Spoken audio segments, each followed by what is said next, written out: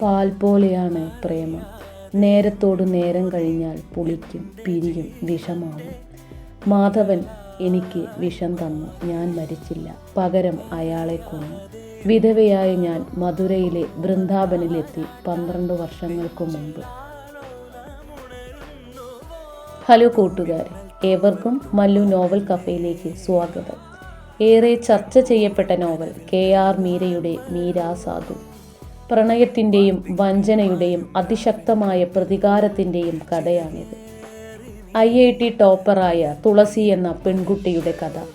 തൻ്റെ വിവാഹത്തിന് തൊട്ടു മുമ്പ് മാധവ് എന്ന സുന്ദരനായ മാധ്യമ പ്രവർത്തകനുമായി പ്രണയത്തിലാവുകയും വിവാഹത്തിൻ്റെ തലേന്ന് ഒളിച്ചോടുകയും ചെയ്യുന്നു. മാധവിന് ഒട്ടനവധി കാമുകിമാരുണ്ടെന്നറിഞ്ഞിട്ടും ആ പ്രണയത്തിൻ്റെ ജ്വാലയിലേക്ക് തുളസി ഇടറി വീഴുക തന്നെ ചെയ്തു. അവൻ്റെ അവസാനത്തെ പ്രണയിനി താനായിരിക്കുമെന്ന് അവൾ വിശ്വസിച്ചു.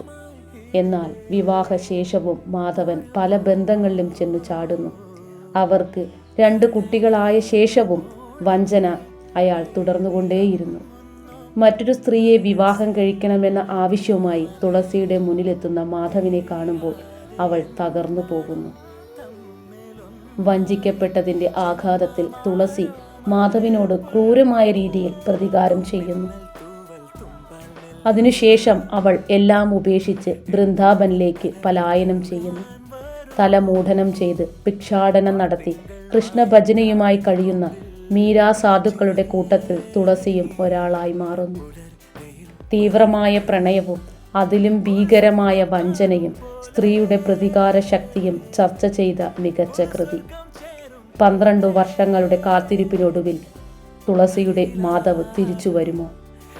വീഡിയോ ഇഷ്ടമായാൽ ലൈക്ക് ആൻഡ് സബ്സ്ക്രൈബ്.